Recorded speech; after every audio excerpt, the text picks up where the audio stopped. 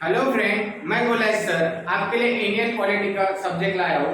जैसे अपन ने पिछले वाले वीडियो में देखा था गैजेट एक्ट देखे थे और चारों ही गैजेट एक्ट देखे थे। और अभी आज अपन देखने वाले हैं इंडियन काउंसिल एक्ट 1909 का। ठीक है, उसके बाद हर आफ्टर 10 साल में बनने वाला था, पर सामने 10 साल में नहीं बना। और ये क्यों लागू हुआ, इस संविधान का पीछे का रीजन क्या था, मतलब सॉरी इंडियन काउंसिल एक्ट क्यों बना, उसके पीछे का रीजन क्या था। तो आपको पता है कि 1857 में जो उठा हुआ था, उससे क्या हुआ था, जो भारत के जो लीडर थे या स्वतंत्र सेनानी थे, इंडियन फ्रीडम फाइटर जो थे, उनके कारण क्या हुआ था, 1857 का उठा हुआ था। तो उनको ये लग रहा था कि अभी बंगाल की फाड़नी हुई है 1905 में, और साथ ही साथ जो कांग्रेस पार्टी के जो बड़े बड़े लीडर थे वो असंतोष, मतलब सेटिस्फाइड नहीं थे वो इन सब से। समझ में आ रहे हैं? तो इसीलिए उन्होंने क्या किया कि जो बड़े लीडर है, दादा भाई नौरोजी, लोकमान्य तिलक, तो महात्मा गांधी जैसे जो बड़े लीडर है, उनको कुछ तो भी साइलेंट रखना है। इसीलिए उन्होंने एक एक्ट बनाया, ठीक है, इंडियन काउंसिल एक्ट बनाया गया। तो इंडियन काउंसिल एक्ट 1909 में बनाया गया। तो उसके पहले एक रिपोर्ट बनाई गई, उसके पहले क्या कमेटी बिठाई गई, वो कमेटी का चेयरमैन था, मैं आपको बता देता हूँ कि इस कंपनी का जो एक चेयरमैन था उस कमेटी का, तो उस कमेटी का चेयरमैन था अरुण डे। ठीक है, ध्यान में रखना, काफी इंपॉर्टेंट नाम है, आप किताबों में पढ़ोगे तो आपको ये सब नहीं मिलेगा।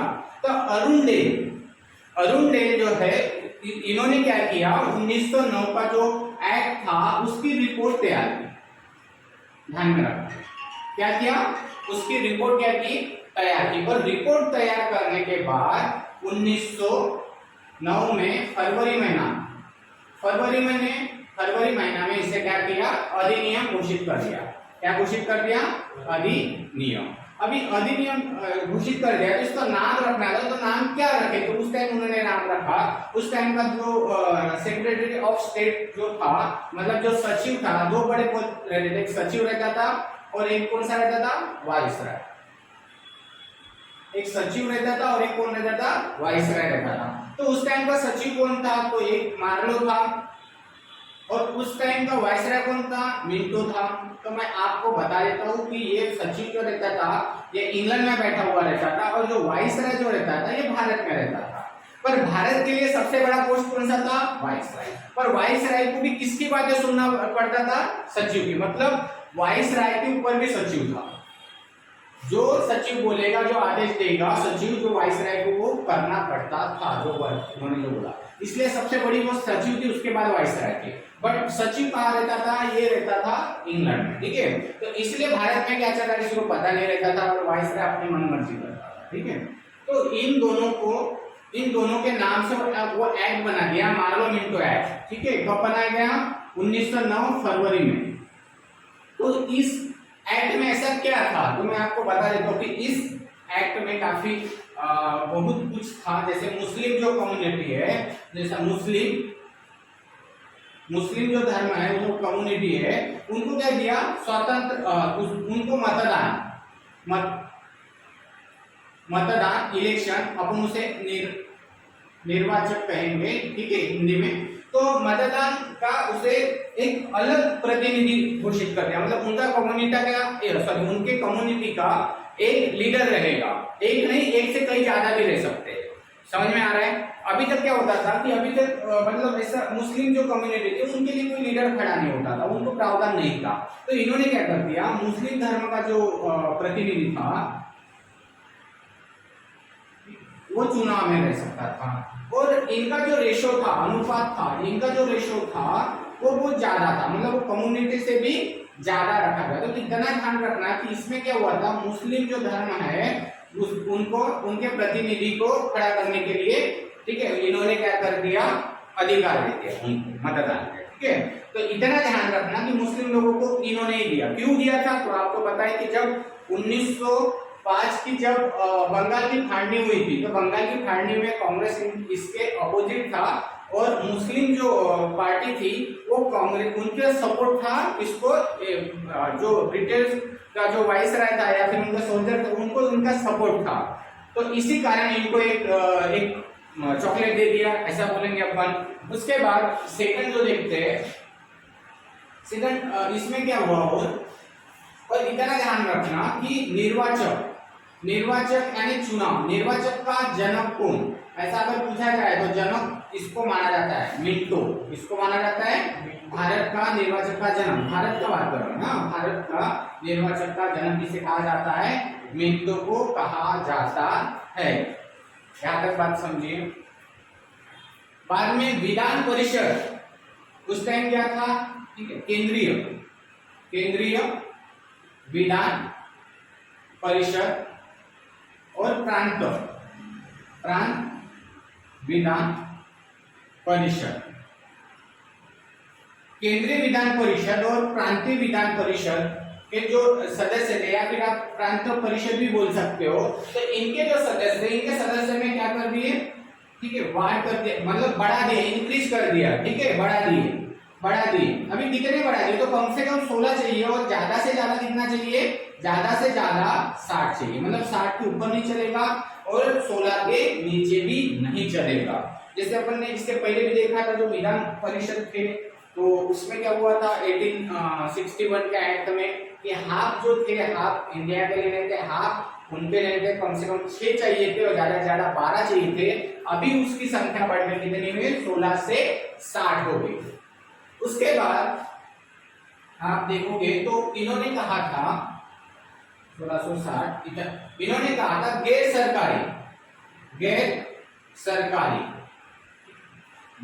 सरकारी जो थे मनोनीत या गैर सरकारी सदस्य थे, गैर सरकारी सदस्य, तो इनको भी क्या कर दिया, इनकी भी संख्या बढ़ा दी, इनकी भी संख्या क्या कर दी, बढ़ा दी।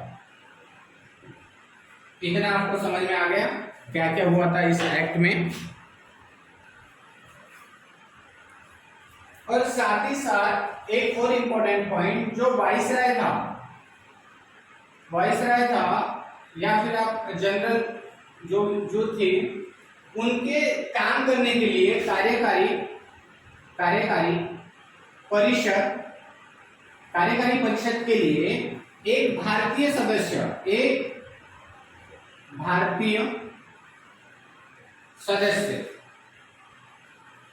ठीक है, एक भारतीय सदस्य कुल लेना इंपॉर्टेंट था। मतलब उन्होंने बोल दिया था इस एक्ट में, क्या बोला था कि एक भारतीय सदस्य चाहिए, और किस लिए चाहिए, विधि मतलब लॉ बनाने के लिए। किसके लिए चाहिए, विधि बनाने के लिए चाहिए। किसके लिए चाहिए, विधि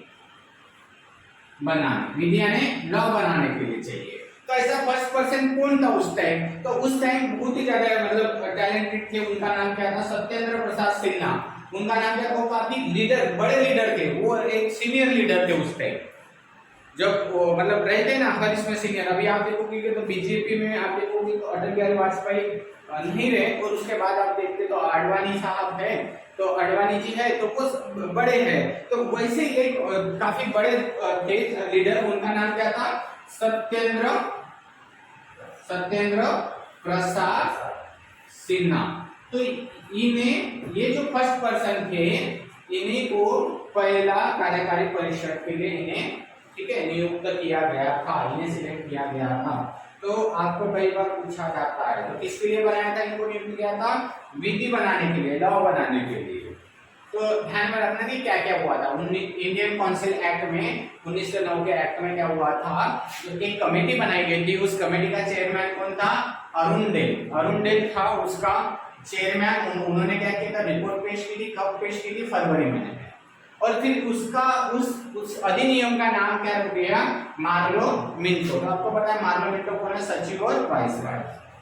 इन्होंने क्या किया, जो मुस्लिम कम्युनिटी थी उनका प्रतिनिधि एक अलग से चुनने का उन्होंने ये दे दिया, फ्रीडम दे दिया। साथ ही साथ उनका जो जितने लोग हैं उनसे भी ज्यादा वो लोग क्या कर सकते थे, उनके प्रतिनिधि चुन सकते थे विधान परिषद में, प्रांतीय परिषद में, केंद्रीय परिषद में, विधान परिषद में। और निर्वाचक का जनक किसे कहा जाता है, निर्वाचक का जनक कहा जाता है मिंटो को, ध्यान में रखना, निर्वाचक का। और विधान परिषद और प्रांतीय परिषद में संख्या क्या कर दी, इंक्रीज कर दी। और कितना कर दिया, 16 से 60 कर दिया। कितना कर दिया? 16 से 60 में। और जो विधान परिषद है, मतलब उस टाइम की जो परिषद है, उसमें क्या किया? गैर सरकारी यानी नॉन ऑफिशियल मेंबर को भी क्या कर दिए? बढ़ा दिए।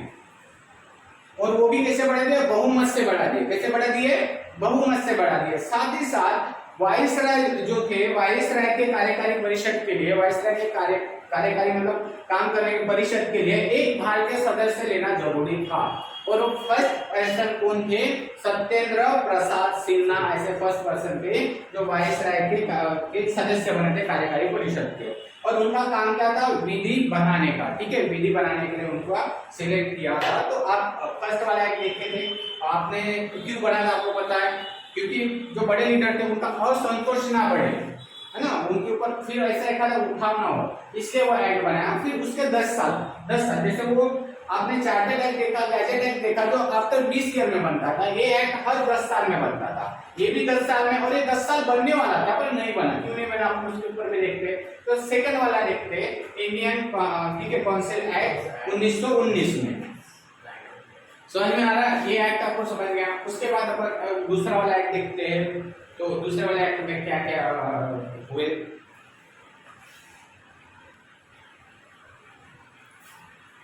जो दूसरा जो एक्ट है इंडियन काउंसिल एक्ट 1919 में, उसके बारे में देखेंगे अपन।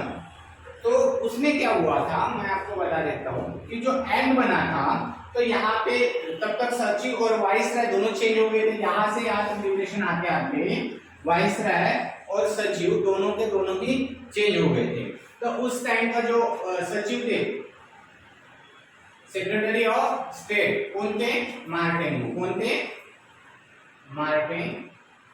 तो मैंने आपको बताया था कि फर्स्ट वाला जो सेक्रेटरी, कौन से? फर्स्ट वाले सेक्रेटरी ऑफ स्टेट फर्स्ट कौन थे? मुझे कमेंट में बताना। क्योंकि इसके पहले वाइसराय कौन था पहले आपको पता है, पहला गवर्नर जनरल कौन था आपको नॉर्मली पता है। मैं आपको क्या पूछ रहा हूँ? सेक्रेटरी, फर्स्ट सेक्रेटरी कौन था जो वाइसराय से भी ऊपर था? तो और सचिव कौन था? सॉरी, वाइसराय कौन था उसमें? जेम्स ठीक है, जेम्स ये थे, ये इंग्लैंड में बैठे थे। तो क्या हुआ?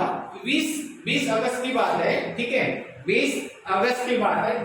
डेट काफी इंपॉर्टेंट है। डेट आप यूपीएससी कर रहे हैं, स्टेट लेवल की एग्जाम कर रहे हो, तो आपके लिए क्या है? डेट ज्यादा इंपॉर्टेंट है। डेट आपको ध्यान में रखना है। 20 अगस्त 1917 में वहां पे हाउस ऑफ कॉमन, ठीक है, लॉर्ड ऑफ कॉमन भी बोला जाता है उसे, तो या हाउस ऑफ कॉमन भी बोला जाता है, हाउस ऑफ कॉमन, या फिर आप उसे क्या बोल सकते हैं? लॉर्ड ऑफ कॉमन भी बोल सकते हैं। तो हाउस ऑफ कॉमन में क्या हुआ था?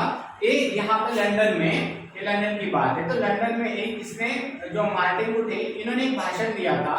ठीक है, एक स्पीच दिया था। और स्पीच में उन्होंने बोला था कि हर एक कंट्री, मतलब कोई भी कंट्री है, हर एक कंट्री का एक ऐसा टाइम आता है जिसमें आपको क्या करना पड़ता है? वहां के रूल एंड रेगुलेशन, संविधान चेंज करना ही पड़ता है। और वो टाइम अभी किस पे आया है? भारत में आया हुआ। अभी भारत की सत्ता चेंज करना ही पड़ेगा। ठीक है, वो टाइम हर एक कंट्री में आता है और वो भारत में आ गया। उन्होंने पहले बोल दिया था अगर सत्ता चेंज नहीं करेंगे तो क्या होगा? विद्रोह हो जाएगा। क्या हो जाएगा? विद्रोह हो जाएगा। और अभी जो विद्रोह होगा तो उसे संभालना काफी मुश्किल हो जाएगा। तो इसलिए उन्होंने पहले प्लानिंग चालू कर दी। तो उस हिसाब से उन्होंने इंडियन काउंसिल एक्ट बनाया था 1919 में। तो इसमें क्या क्या मतलब थे? तो अपन देखते हैं कि विधान परिषद, इसमें क्या हुआ? केंद्रीय विधान परिषद, केंद्रीय परिषद प्लस प्रांतीय या फिर राज्य परिषद। केंद्रीय परिषद से दो पार्ट बना दिए उन्होंने। एक कौन सा पार्ट बना दिया? राज्य विधान परिषद, या फिर राज्य परिषद भी कह सकते हैं आप इसे। दूसरा है विधान सभा। ठीक है, ये क्या था? ये बड़ा था, ठीक है, ये उच्च था, और ये क्या था? निम्न था। मतलब एक रहता है ना लोकसभा राज्यसभा, एक बड़ा और एक छोटा, तो ऐसा बना दिया। और इन दोनों को, इसका नाम क्या रख दिया? विधान मंडल। समझ में आ रहा क्या कर दिया उन्होंने? राज्यसभा, राज्य परिषद सॉरी और विधानसभा ये तो अलग बना दिए और इस दोनों को अलग बनाने के साथ उसको विधानमंडल नाम दे दिया। साथ ही साथ इसमें क्या हुआ, जो जैसे 8 प्रांत थे, कितने 8 प्रांत तो किसके अंडर में थे? वाइसराय के अंडर में थे, या फिर आप बोल सकते हो गवर्नर के अंडर में थे। तो उस 8 प्रांत को क्या उन्होंने क्या घोषित किया? ध्यान में रखना, क्या घोषित किया? द्विवेद शासन, द्विवेद शासन घोषित करवा दिया। क्या करवा दिया? द्विवेद शासन घोषित करवा दिया। साथ ही साथ एक इंपॉर्टेंट पॉइंट ध्यान में रखना, वो इंपॉर्टेंट पॉइंट कौन सा कि संरक्षण मतलब जो विधि थे, ठीक है, जो विधि में जो विषय थे उस विषय को 2 भाग में बांट दिया। कितने भाग में बांट दिया? 2 भाग में बांट दिया। और 2 भाग कौन से थे? तो एक भाग था संरक्षण विषय और जो दूसरा भाग था हस्तांतरित, ठीक है, हस्तांतरित विषय। तो इसमें संरक्षण विषय में कौन आता था? तो संरक्षण विषय में जो वाइसराय के अंडर में जो वाइसराय के अंडर में जो प्रांत आते थे या प्रांत के प्रतिनिधि आते थे वो इसमें आते थे संरक्षण विषय, ध्यान में आ गया। और हस्तांतरण में कौन आते थे? जो भारतीय जो मंत्री थे जिस एरिया के आप बोल सकते हो, तो वहां के इसमें आते थे, इस विषय में आते थे, हस्तांतरण विषय और एक संरक्षण विषय। ध्यान में रखना, 2 अलग अलग विषय इसमें बने हुए थे।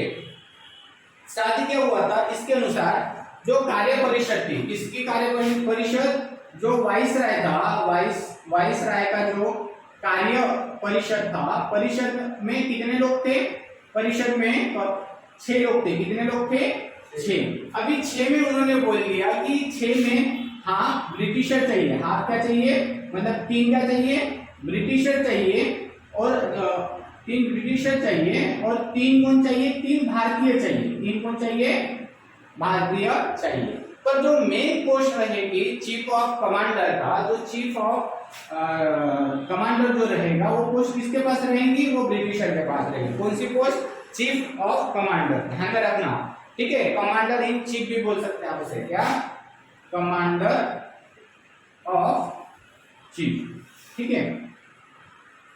तो कमांडर ऑफ चीफ ये जो रहेगा, ये पोस्ट किसके पास रहेगी? ये ब्रिटिशर के पास रहेगी, ठीक है, भारतीयों के पास नहीं रहेगा। बट वाइसराय जो कार्यकारी परिषद है, देखो पहले इसमें क्या हुआ था, एक सदस्य लेना था सिर्फ। 1909 में क्या हुआ था, सिर्फ एक ही लिया था कार्यकारी परिषद फर्स्ट, और उनका नाम था सत्येंद्र प्रसाद सिन्हा। पर अभी 10 साल आते आते उन्होंने कितना कर दिया? हाफ कर दिया। हाफ मतलब, ठीक है, 3 भारत 3 हो, पर जो मेन पद था कमांडर ऑफ चीफ वो उन्होंने अपने पास कर दिया। समझ में आ रहा? इसी साल यूपीएससी की शुरुआत कर दी, ठीक है, सिविल सर्विस की शुरुआत कर दी 1926 में, ठीक है। इस एक्ट के तहत 1926 में क्या हुआ था, देखो इसने घोषणा की थी 17 को, ठीक है, और ये एक्ट कब भारत मतलब इसकी रिपोर्ट कब पेश की गई? 1909 में रिपोर्ट पेश की गई। पर ध्यान में रखना, इसको कई बार क्वेश्चन पूछा है कि 1919 का जो एक्ट है वो कब लागू हुआ था? तो ये लागू हुआ था 1921 में। कब लागू हुआ था? देखना, बहुत बार पूछा जाता है। ये रिपोर्ट पेश की थी 1919 में, ठीक है। जैसा 1909 में फरवरी में रिपोर्ट पेश की, ये भी कर दिया, लागू कर दिया तुरंत में। बट यहाँ पे वैसे नहीं किया, यहाँ पे 1919 में शुरू कर दिया और 1921 में उसे लागू कर दिया। यहाँ तक आपको समझ में आ गया? ये भी आपको समझ में आ रहा है? आ गया। और उन्होंने और क्या बोला था, जो यहाँ पे जो जैसे जो सांप्रदायिक के आधार पर, जैसे मैं आपको बता दूं कि क्रिश्चियन के ऊपर तो ज्यादा ही उनका लगाव था क्योंकि वो खुद ही क्रिश्चियन ही थे। उसके साथ मुस्लिम, सिख और अपन बोलेंगे मुस्लिम, सिख और जो ऐसे जो कम्युनिटी वाले जो लोग थे, ठीक है, इनको जो मतदान था, इनका निर्वाचन था वो अलग दे दिया, सेपरेटली दे दिया। समझ में आ रहा? क्या कर दिया? सांप्रदायिक आधार पे दे दिया। और इनको किस आधार पे चुनाव लड़ना था? ठीक है, सांप्रदायिक आधार पे चुनाव लड़ना था। उनके पास संपत्ति चाहिए थी, उनके पास विवाद चाहिए था, समझ में आ रहा है? तो उस हिसाब से ये चुनाव लड़ा गया था, तो इनको उनको क्या मिले, सेपरेटली चुनाव लड़ा गया था इनके इसमें। और फर्स्ट टाइम इन्होंने क्या कर दिया, मतलब बजट जो पेश होता था, बजट आपको बता देता हूँ कि बजट कौन पेश करता था, तो बजट जो पेश करता था वो वाइसराय पेश करता था। बजट कौन पेश करते थे, अगर आपको क्वेश्चन पूछे कि बजट कौन पेश करते थे, अभी कौन बजट पेश करते हैं आपको पता ही है, फाइनेंस मिनिस्टर। पर उस टाइम बजट कौन पेश करता था, उस टाइम बजट पेश करते थे वाइसराय। तो उस टाइम 1919 के एक्ट के अनुसार कि बजट पे आप क्या कर सकते थे, उस पे चर्चा कर सकते थे, क्या कर सकते थे, बजट के ऊपर चर्चा कर सकते थे और उसके ऊपर आप प्रश्न यानी क्वेश्चन भी उठा सकते थे। फर्स्ट टाइम ऐसा हुआ। क्या हो सकता था, बजट भी माना, ठीक है, बजट को पहले से चालू था पर वाइसराय ये करता था, पर फर्स्ट टाइम ऐसा हुआ कि आप डिस्कस भी कर सकते थे उनके ऊपर और उसके ऊपर आप क्वेश्चन भी पूछ सकते थे, ठीक है, बजट में कि ये ऐसा क्यों, इतना बजट क्यों, इतना महंगा क्यों, इतना सस्ता क्यों। समझ में आ रहा है? हाँ, तो ये जो एक्ट है ये कौन सा एक्ट में हुआ, सब इंडियन काउंसिल एक्ट में हुआ, जो हिस्ट्री में ऑलरेडी हुआ है, वही जो क्लास में ऑलरेडी ये सब हुआ है, तो इसलिए मैं ज्यादा ऊपर नहीं, ज्यादा डीप में नहीं बताऊंगा।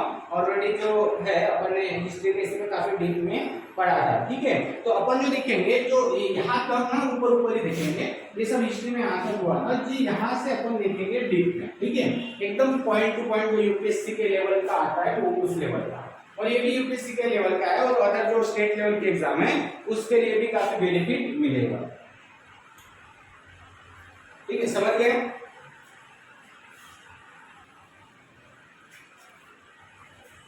अगर साइमन कमीशन की बात करें तो यही टॉपिक सेम हिस्ट्री में हुआ था, फिर भी मैं यहाँ पे आपको एक बार बता देता हूँ साइमन कमीशन में क्या हुआ था। जो साइमन कमीशन था ये किस लिए बना था, तो साइमन कमीशन ये बना था जो 1919 का जो दुवैत शासन था, ठीक है, दुवैत शासन था, और जो 1919 का जो एक्ट जो बना था वो रियल में फॉलो हो रहा था क्या वैसा, या फिर वैसे हो रहा था जैसे बोला था, ठीक है। उसमें कुछ चेंजेस करने के लिए, कुछ सुधारना करने के लिए क्या हुआ, साइमन कमीशन, और ये हर 10 साल के बाद आने वाला था। जैसे देखो ये कितना है, 1909 है, 1909 के बाद 10 साल आप गैप देखोगे तो देखो 1919 दिखेगा, और ये 1929 में आना था, कितने में आना था, 1929 में आना था, पर कब आया, 1927 में ही आया, ठीक है।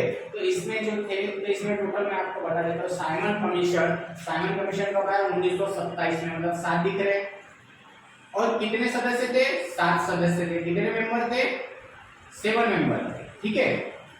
तो इतना ध्यान रखना कि 1919 का दुवैत शासन था, उसके लिए आए थे, उसकी रिपोर्ट पेश करने के लिए आए थे, और 1927 में देखना था, जो विधि बनाना था, लॉ बनाना था नया इंडिया में, उसके लिए आए थे। तो इसमें एक भी भारतीय नहीं था। तो ये जो था 1919 का जो एक्ट था, 1919 का अधिनियम था, उस अधिनियम के अनुसार जो कलम आती थी 84 कलम, कौन सी आती थी, 84 कलम के अनुसार वो आए थे, ध्यान रखना कौन से कलम के अनुसार आए थे वो, 84 कलम के अनुसार, ठीक है, साइमन कमीशन आया था। तो साइमन कमीशन पहले क्या हुआ, उसके पहले क्या हुआ, उनकी कमेटी बनी, उनके समझ में आ रहा, उनका एक आयोग बना, पहले क्या बना, आयोग बना, और उस आयोग के जो चेयरमैन थे, उसके जो अध्यक्ष थे, तो उसके अध्यक्ष कौन थे, तो उसके अध्यक्ष थे साइमन थे, उसके अध्यक्ष कौन थे, साइमन थे, तो साइमन उनके अध्यक्ष थे। तो इसीलिए उस आयोग का नाम, उस कमेटी का नाम साइमन कमीशन पड़ा, ध्यान में रखना, क्या नाम पड़ा, साइमन कमीशन। वो भारत आए, भारत में आए, उन्होंने विरोध क्यों किया भारतीय लोगों ने इसका, तो सबसे बड़ा रीजन था कि उसमें एक भी मेंबर इंडिया का कोई भी नहीं था, इसीलिए इंडिया के जो बड़े बड़े लीडर थे, कांग्रेस पार्टी या अदर जितने भी पार्टियां थी, इन्होंने कांग्रेस इसका विरोध किया, जहां गए वहां पर इनका विरोध हुआ।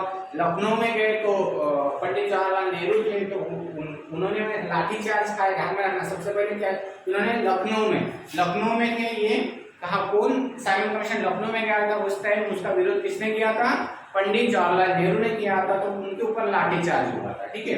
और बाद में ये लाहौर में भी गए थे, तो लाहौर में जब गए थे तो लाहौर में भी लाठीचार्ज हुआ था, और लाला लाजपत राय जो है शेर ए पंजाब बोला जाता है, केसरी ए पंजाब बोला जाता है। उनके छाती के ऊपर क्या हुआ था, जो स्पॉट था उन्होंने लाठी मार दिया, उसके कारण वो काफी इंजर हुए और वो 14 दिन तक वो क्या हॉस्पिटल में भर्ती रहे और आफ्टर 14 दिन के बाद उनकी डेथ हो गई। तो इसी के चलते हुए भगत सिंह, सुखदेव, राजगुरु इन्होंने सोचा था कि अपने जो गुरु है लाला लाजपत राय उनको मारा गया, तो इनको मारा गया, तो इनके चलते हुए वो स्पॉट को मारने गए, पर गलती से कौन मर गया वहां पे, ठीक है, शॉर्ट्स मर गए। क्यों मर गए, उनको ये लगा कि वही जो पर्सन है स्पॉट, ठीक है, तो स्पॉट समझ के शॉर्ट को मार दिया और उसी के बाद इनको उसी के तहत उनको फिर फांसी दी गई, ठीक है, 1931 में भगत सिंह, सुखदेव और राजगुरु। तो ये साइमन कमीशन था। तो साइमन कमीशन सब हिस्ट्री में हुआ गया है। बात करते हैं उसके बाद नेहरू रिपोर्ट, वो भी सब इसमें हुआ है, पॉलिटिक्स अपना हिस्ट्री में हुआ है।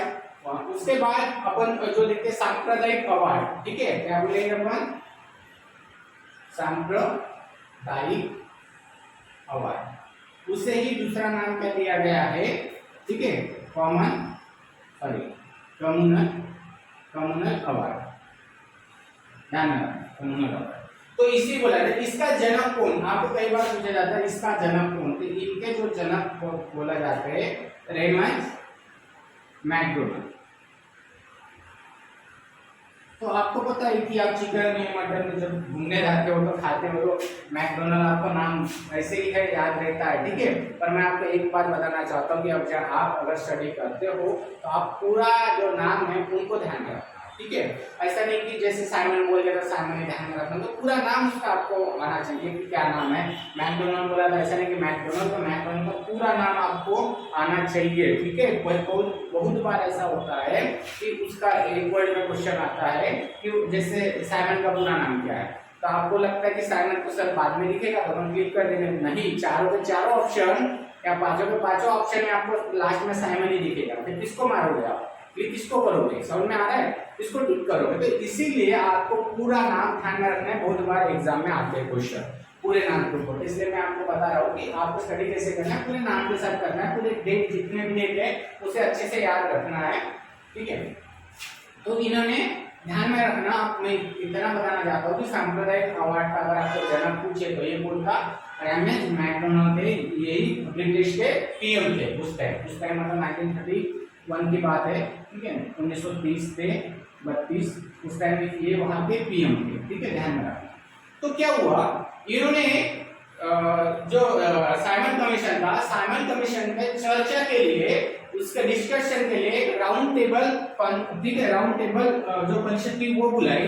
अभी राउंड टेबल परिषद थी तो किस लिए बुलाए, साइमन कमीशन के लिए। तो साइमन कमीशन ने जो है व्हाइट लेटर बोलेंगे या उसे श्वेत पत्र भी बोलेंगे, तो श्वेत पत्र 1930 में पेश किया, कहाँ पे, इंग्लैंड में, इंग्लैंड के संसद में।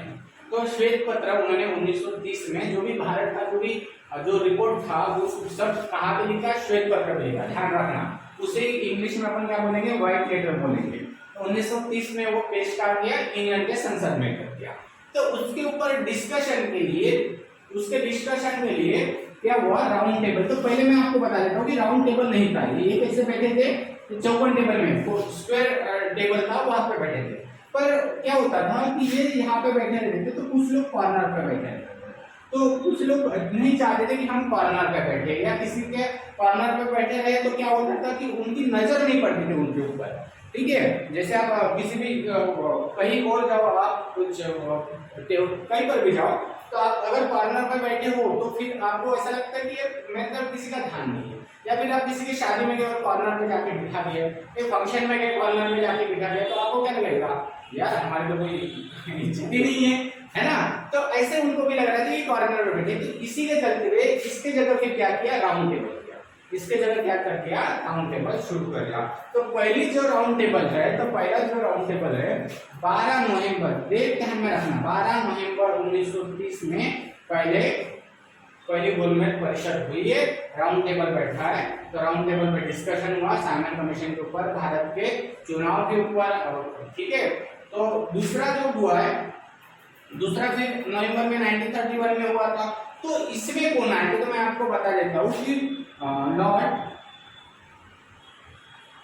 लॉर्ड इरविन ने क्या किया, लॉर्ड इरविन ने महात्मा गांधी के साथ एक समझौता किया था। जिसके साथ, महात्मा गांधी जी के साथ उन्होंने एक समझौता किया था, और ये उस समझौता के कारण उन्हें क्या किया था, दूसरी गोलमेज परिषद में कांग्रेस पार्टी को बुलाया था, महात्मा गांधी जी को बुलाया था। तो महात्मा गांधी जी आए थे, साथ साथ में आपको बता देता हूँ कि सरोजिनी नायडू भी आए थे, सरोजिनी नायडू भी आए थे, सरोजिनी नायडू भी आए थे, और साथ साथ इनके साथ साथ और मदन मालवीय जो है बनारस, उन्होंने बनारस पे हिंदू महाकॉलेज बनाया, तो मदन मालवीय ये भी आए थे। तो ये तीन लोग आए थे, ध्यान में रखना, ठीक है। इसके कांग्रेस की तरफ से, और किसके कहने पे आए थे, लॉर्ड इरविन के कहने पर उनके समझौता हुआ, और दूसरे इसमें आए थे। तो दूसरे इसमें क्या हुआ था, जो भारत के जो माइनॉरिटी जो लोग हैं, जो एससी जो बोलेंगे अपन एससी एसटी जो लोग हैं, उनका एक अलग उनके एक अलग चुनाव किया, या फिर मतदान संघ अलग रखा था उनके लिए। तो ये बात महात्मा गांधी जी को अलग नहीं लगी, उनको लगा कि हम काफी वर्षों से हिंदू के साथ जुड़ते हुए आ रहे हैं, अगर इसको हम अलग कर दे तो बहुत बड़ा नुकसान होगा, उनको बहुत बड़ी तकलीफ होगी। इसके चलते हुए वो वहां से चल के आ गए। तो बाबा साहेब अम्बेडकर का कहना था कि अगर आपको क्रिश्चियन के लिए अलग मतदार संघ है, मुस्लिम के लिए अलग है, सिख लोगों के लिए अलग है, तो फिर जो माइनॉरिटी के लोग हैं उनके लिए क्यों नहीं अलग। और उनके बात को सहमत जो वहाँ के जो चेयरमैन थे या प्रेसिडेंट थे मैकडोनाल्ड, ये भी उनके साइड में थे। तो ये बात महात्मा गांधी जी को अच्छी नहीं लगी, तो महात्मा गांधी जी दूसरी गोलमेज परिषद छोड़ के चले, और उसके बाद तीसरी गोलमेज परिषद हुई। तो मैं आपको बता देता हूँ कि बाबा साहेब अम्बेडकर जो थे वो तीनों भी, ठीक है, राउंड टेबल में प्रेजेंट थे।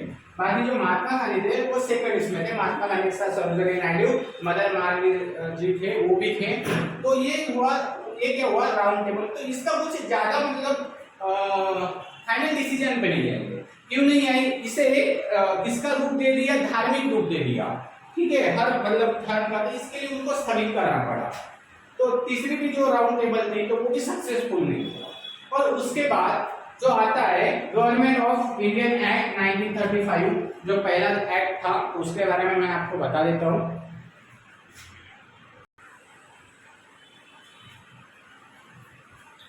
तो अभी देखते हैं अपन गवर्नमेंट ऑफ इंडियन एक्ट 1935, जो पहला अपना संविधान बना था। तो वो सब अभी तक जो भी हुआ था, मतलब रेगुलेटिंग एक्ट से लेके, ठीक है, गैजेट एक्ट से लेके, इंडियन काउंसिल एक्ट से लेके, पूरा जो साइमन कमीशन था, टेबल राउंडिंग था, सबको मिला के उन्होंने क्या कर दिया, 1935 का क्या बना दिया, एक एक्ट बना दिया, 1935 का जो एक संविधान बना दिया। तो उस संविधान जो उसका जो बेस था, या फिर उसकी नींव जो रखी थी, या फिर अपन उसे बोल सकते हैं कि उसे जो रूप दिया था, वो रूप दिया था यम रॉय, ठीक है, यम रॉय ने दिया था 1934 में, 1934 में। समझ में आ रहा है, एम एन राय ने इसका, और वही जो थे वामपंथी